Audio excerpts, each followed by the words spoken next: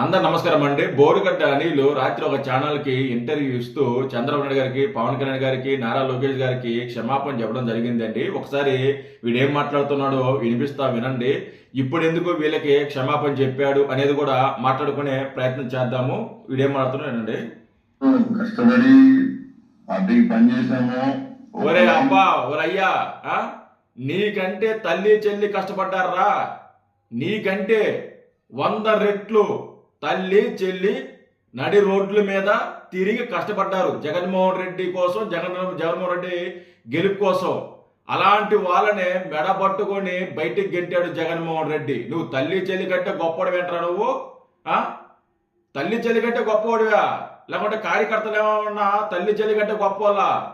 నువ్వు ఒక rowdy sheeter గాడివి, కూరలో కరేపాకు గాడివి. నువ్వు కష్టపడితే జగన్మోహన్ రెడ్డి ఏమన్నా ఆదరిస్తాడా? కష్టపడ్డ వాళ్ళకి దిక్కు లేదు. కష్టపడ్డ వాళ్ళని మెడపట్టుకొని బయటకు గెంటాడు. After all నువ్వెంతరా బొగడగాడివి? నువ్వెంత బొగడగాడివి? అవులేగా, చెప్పు. అప్పట్లో ప్రతిపక్షంలో ఉన్న చంద్రబాబు నాయుడు గారిని అయితేనేమి, పవన్ కళ్యాణ్ గారిని అయితేనేమి ఒక మాట దాటం జరిగింది. ఒక మాట ఏంద్రా? నువ్వు మాట్లాడింది ఒక మాటరా? 1000 మాటలు మాట్లాడా నువ్వు. క్షమించరాని తప్పులు చేశావు, క్షమించరాని మాటలు మాట్లాడావు. మనసు పుట్టిన ఎవడైనా సరే అంత నీచంగా, అంత విధంగా ఎవడో మాట్లాడవు. మనిషి పుట్టినవాడు ఎవడైనా సరే అంత నీచంగా మాట్లాడావు, అంత దరిద్రంగా మాట్లాడావు. నువ్వు ఒక మాట మాట్లాడాలా, 1000 మాటలు మాట్లాడావు వాళ్ళని ఉద్దేశిస్తూ. సిగ్గుందని ఇలా మాట్లాడడానికి, మళ్ళీ సమర్థించడానికి ఒక మాట మాట్లాడాము, ఒక లైన్ దాటి మాట్లాడాము. నువ్వు ఒక లైన్ దాటావు. నువ్వు ఒక లైన్ దాటావా? దానికి రియలైజ్ అయ్యాను. I'm very sorry that what all I spoke about Pawan Kalyan garu and Chandrababu Naidu. ఏం మాట్లాడు, ఎందుకు తెలుగులో చెప్పొచ్చు కదా. ఐఎమ్ సారీ అనపోతే క్షమించండి అని చెప్పొచ్చు కదా. ఏ అహంకారం అడ్డమొస్తుందా ఇక్కడ కూడా? నీకు ఇంకా ఉందంటారా అహంకారం? ఇంకా ఉందా నీకు పరువు మర్యాద? ఇంకా ఉందా నీకు? నీ మర్యాద నీ పరువు నీ చేతలారా నువ్వే చేసుకున్నావు కదా. రోడ్ని పెట్టుకున్నావు కదా. నీతో పాటు నీ కుటుంబాన్ని కూడా రోడ్లు పెట్టుకున్నావు కదా. నీ పిల్లలు కూడా రోడ్డు మీద పడ్డారు కదా. వాళ్ళేం పాపం చేశారా? నిన్ను పెళ్లి చేసుకోవడమేనా మీ భార్య చేసిన తప్పు? నీ కడుపును పుట్టడమేనా మీ పిల్లలు చేసిన తప్పు? వాళ్ళేం తప్పు చేశారు? నీ నోటు దోల, నీ నోటు తొత్తరకి అన్యాయంగా మీ కుటుంబ సభ్యులు బలయ్యారు కదరా. వాళ్ళ రోడ్డు మీదకి లాగారు కదరా. హౌలేగా వచ్చారంటే ఇప్పుడు 9 నెలలు జైలు జీవితం వర్మజీ. అసలు బయట రాని 2 కేసులు, 3 రోజులు కుక్కలు ఉన్నటువంటి 3rd డిగ్రీకి. అలా చేయడం తప్పు. చాలా మానవికంగా చేశారు. ప్లస్ ఇవన్నీ ఇంత బాధపడి నేను బయటకు వస్తే రే, నిన్ను 9 నెలలు జైల్లో పెట్టబట్టే ఈరోజు నువ్వు మనిషిగా మాట్లాడుతున్నావు. నీలో మానవత్వం వచ్చింది, ఒక మనిషిగా మాట్లాడుతున్నావు. ఒకవేళ కూటమి ప్రభుత్వం అధికారంలో రాకుండా వైసీపీ కానీ అధికారంలోకి వచ్చుంటే నువ్వు మారేవేంట్రా? నువ్వు మారుతావా? నువ్వు పవన్ కళ్యాణ్ గారికి, చంద్రబాబు గారికి, నారా లోకేష్ గారికి క్షమాపణ చెప్తావు? నువ్వు చెప్పవు కదా. చెప్పకపోగా ఇంకా రెచ్చిపోయేవాడివి. నువ్వు ఇంకా రెచ్చిపోయేవాడివి. ఒకవేళ వైసీపీ కానీ అధికారంలోకి వచ్చుంటే, ఈరోజు వైసీపీ అధికారంలోకి రాలేదు, నిన్ను జైల్లో పెట్టారు, నిన్ను ఒక మనిషిగా మార్చారు. నిన్ను ఒక రకంగా నీకు మంచి జరిగిందిరా, సంతోషపడు. మంచి జరిగింది నీకు. నువ్వు ఒక మనిషిగా మారావు. నువ్వు లేకుంటే నువ్వు ఆ మృగం ఉన్నట్టే ఉండేవాడి. నువ్వు అలాగే తయారయ్యేవాడి. నువ్వు ఈరోజు నువ్వు క్షమాపణ చెప్పావు, దానికి ఒక అర్థం ఉంది, దానికి ఒక కారణం ఉంది. ఎందుకంటే ఈరోజు ఎవరైతే తిట్టించారో వాళ్ళు పట్టించుకోవాలా, వాళ్ళ దగ్గరికి తీలా, కేసుల మీద కేసులు ఉన్నాయి. రోజు కోట్ల చుట్టూ స్టేషన్ల చుట్టూ తిరగాలి. నీ వల్ల కాల, చేతిలో డబ్బులు లేవు.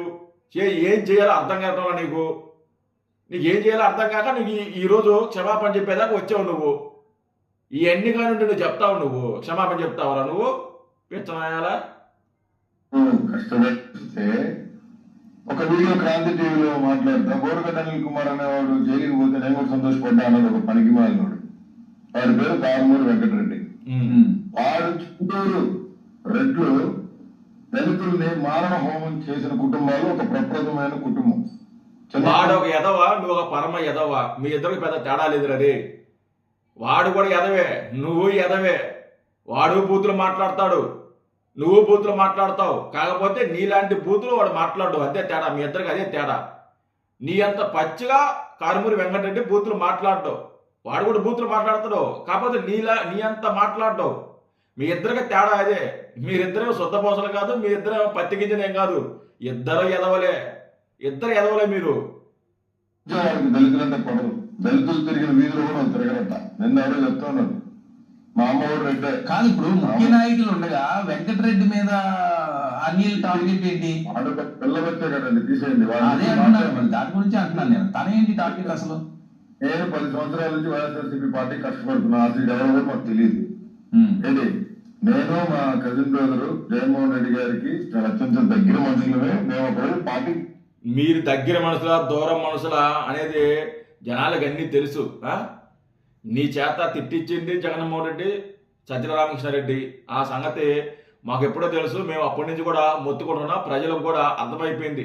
నీ వెనకాల ఉన్నది జగన్మోహన్ రెడ్డి, సత్యరామకృష్ణారెడ్డి. వాళ్ళు తిట్టమంటేనే నువ్వు తిట్టావు అని చెప్పేసి జనాలకు అర్థమైంది. నాకు అడే తెలియక అడుగుతా బోరుగడ్డ, వాళ్ళు తిట్టమని చెప్పారనుకో, నువ్వు ఎలా తిడతావురా? నీకంటూ కొద్దిగా సొంత ఆలోచన ఉండదా?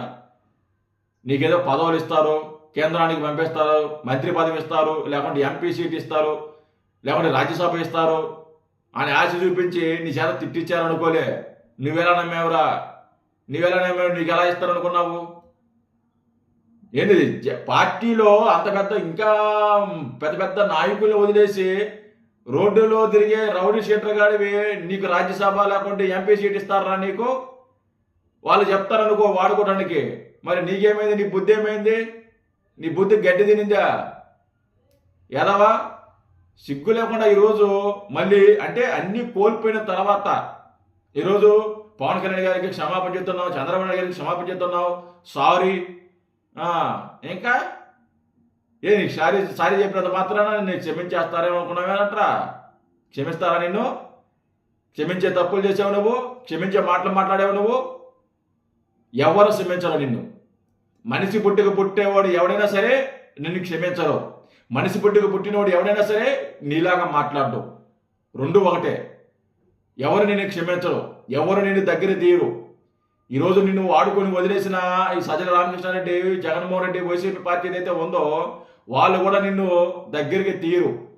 ఎందుకంటే నువ్వు వాడి పడేసిన టిష్యూ పేపర్, నువ్వు జస్ట్ వాడి పడేసిన టిష్యూ పేపర్. నువ్వు అవసరం లేదు ఇప్పుడు వాళ్ళకి.